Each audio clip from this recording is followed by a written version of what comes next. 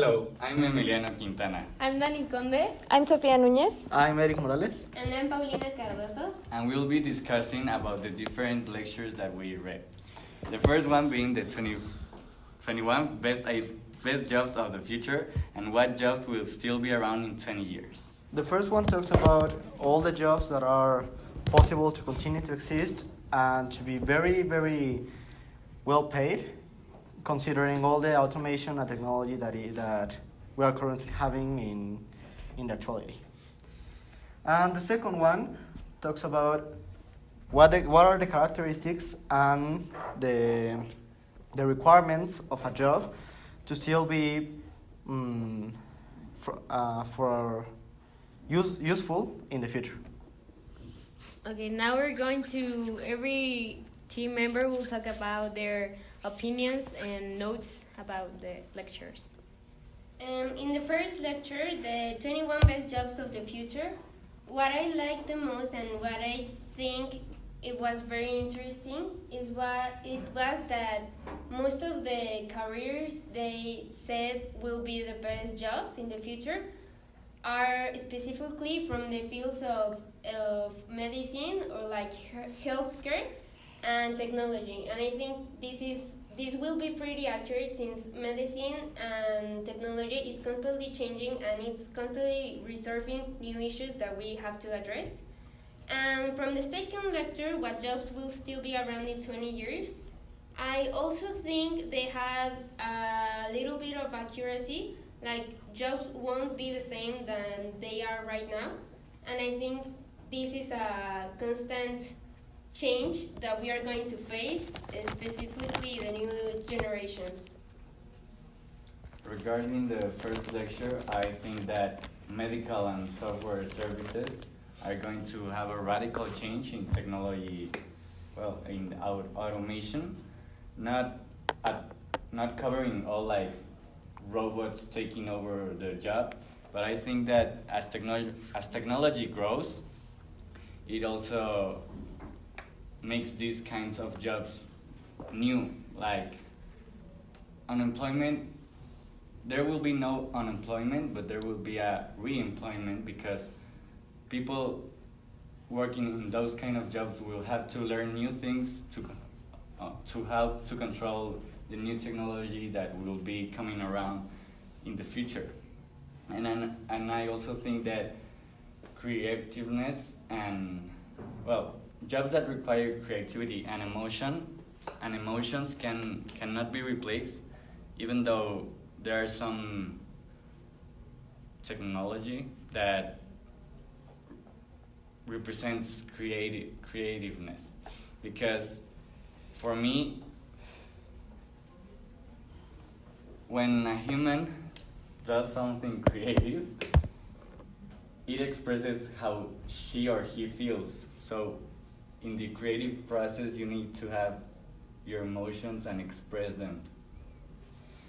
In my opinion, talking about the first lecture, there was a point that was covered talking about the nurses. It was actually the first job that was the most useful and the best paid in all the list, I think, if I remember well. I actually believe that. I agree with that because nurses and doctors have to interact with the patient. Every patient is new. They have a different problem. They have a different disease. And a machine, I believe it couldn't be able to react the same way as a doctor. Maybe it would think the decisions very rationally, very cold. And an important part of being a doctor is that you have to care about the patient. Sometimes you decide some things that maybe are not logical, but it's because you are believing that the patient will be alive. And a machine maybe could make a decision that's very cold, like for example, let someone die in order for his or her organs to be like transplanted to another person. So therefore, I believe that a nurse or a doctor would not be replaced by a machine. And in the second lecture, in the jobs that will still be around in 20 years from now, I do not believe that jobs will be re-employed. They will cease to exist. I don't believe they will be redefined. I truly think that they will just stop existing and people will have to study different things. Okay, in the second lecture, what got my attention is that it says that jobs won't disappear, they will be redefined, and automation doesn't mean job loss. And I think this is like really interesting because it will change how we will choose our careers and it will basically change our whole lives. And also in the part of creativity, I agree with Emmy that says that a robot or technology cannot replace a human creativity. In the second lecture, it says that jobs that has most risk are those which are routinary, repetitive, and predictable. And in the first lecture, a nurse is has a position in the 21 jobs with more like it's important. It's an important job. So I agree with Erick. They won't disappear because nurses and doctors there's always something new. Like not everyone has like the same like disease or the same problem. So they need to have like critical thinking and like actually search for new like answers. So they aren't routinary or something like they don't do the same thing on a daily basis. So I think they won't be replaceable. Okay, so the primary topics about our opinions, I think hearing all of them are creativeness, payment, and automation of those jobs. So let's talk about creativeness. Like, what are your opinions about jobs that require creativity? Will they get better payment, lose all importance in future? What? I believe that yes, machines can imitate the creativeness of a human being, yet they cannot like do it like the same thing because every human being has their own way of thinking, and as you said, you express your feelings and thoughts by art and by creating new things, and a machine can't have feelings or can express those emotions. In any case, it will be the human's emotions that the human put into a machine that creates the art, not the machine itself. Well, in 10 years, I believe that creativeness and art and all that stuff won't be able to be replaced in 10 years, but in 20, with all the development of the AIs and intelligence with the machines, I believe those machines will be able to think for themselves, maybe even to feel. So creativeness could be like artificially created in a machine. So I do believe that artists and musicians could be replaced by a machine. Anyone else? I believe some part of the both sides, like Erick and Dani and Emi said, creativity, I think it will come to some point where robots will take over, to say it like that, and I think they can replace creativity. However, they won't feel the same if you see their work of art regarding like music, art, whatever. It won't be the same if you see the art of a robot than you see the art of a human being, because they are truly felt that, and a robot is programmed to, like say in the future, it will be programmed to feel or be creative, but it's not that they felt. Like, we are the human beings and we are the ones feeling everything, and we transfer that to a work of art. Yeah, I agree with you because let's say the interesting thing about a painting sometimes it's like the backstory behind it, because the artist felt something when, for example, a painting, when he was painting it, and maybe his life or his feelings are reflected on that, and I don't think a machine could ever replace what a human being feels. Yes, but for example, like I said, in 10 years from now, maybe we can't imagine a machine that that has those characteristics, but maybe in 20 or 30 years, we can imagine what type of technology will humans have. So maybe even machines can have a soul, or maybe they can think by themselves, or maybe they can even feel. I'm just saying that as technology is growing, maybe in 50 or less years, machines will have a soul, for example, or something like that. I just disagree, because I understand what your point is. Like in 20 years, there could be machines that do better things than humans, but I'm accepting that. I'm accepting that in 20 years, robots can do a better creative process than humans. But I think in one instance of a moment, robots will start to repeat themselves with just something different, a little different pattern in their creative process. A human always does something different in the creative process, so it's never the same product in the final stretch. Okay. And talking about payment, we know, like the first lecture talks about the careers that may be paid a lot more in the future, and there's a lot of careers that involve social interaction, and I think that's the correct decision, because, well, we obviously know that robots can feel, so interacting with humans will be difficult, maybe impossible even. For example, in the first lecture, the first job that was best paid, if I recall, was the nurses, and the doctors were also very well paid. I agree with that, but I also think that, for example, business and innovation are going to be very well paid, because a machine can't create something by themselves.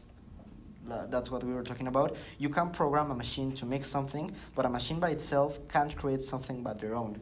So I think innovation, designing strategies for business or something like that will also be very, very well-paid jobs. I don't know what you think. But may the machine program another machine? Did you think about that?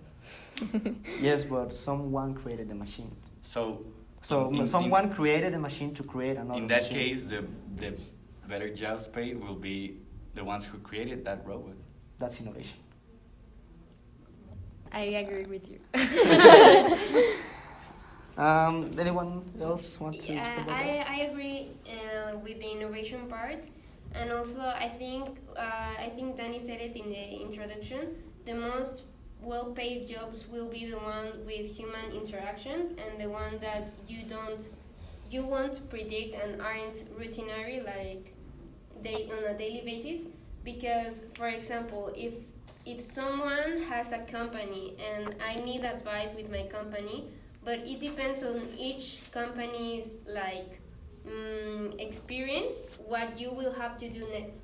So a robot can know what exactly is each company situation at the moment. So I think it will be well paid for humans who can advise people's company or whatever that aren't things that you see on a web or commonly. So it's something at the moment. I think those kind of jobs will be the most well paid, as well as innovation. In the second lecture, it says that the safest jobs are like mental health and occupational therapist and physician and surgeon, and those jobs has to do with having contact with other people. So yeah, I totally agree with you. Yeah, actually that connects with our next discussion topic, that's automation.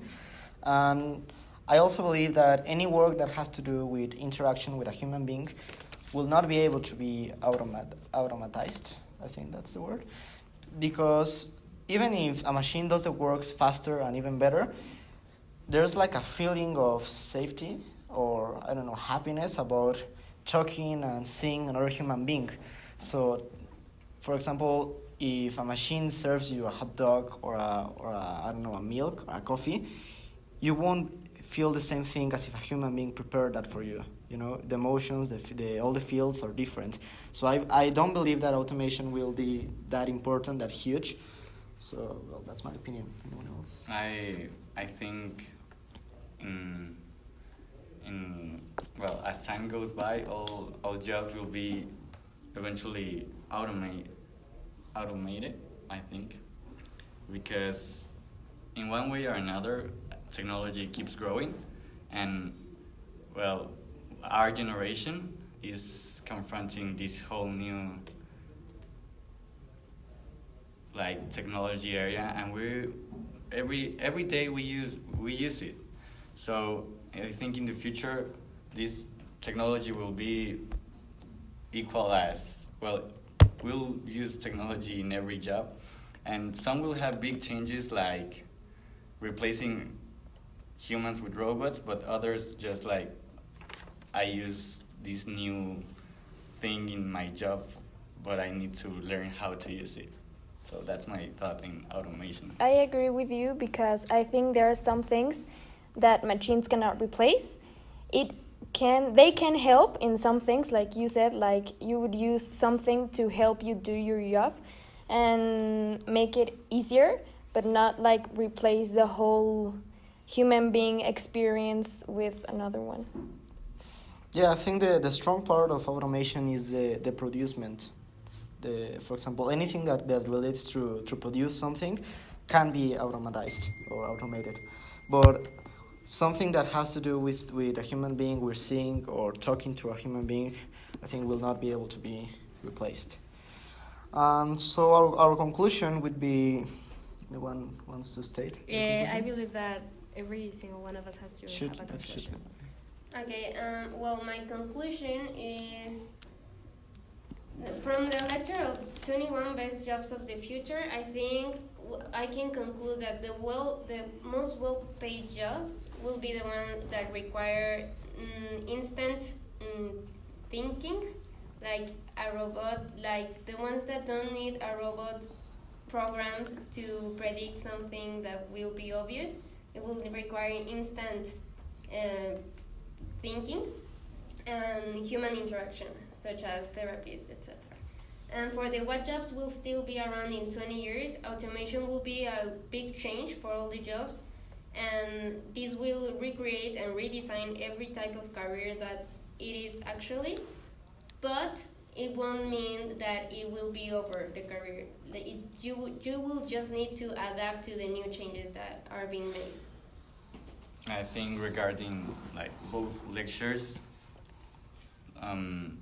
the best careers and the ones that will be the most safe, let's say like that, will be the ones that have social interaction human to human.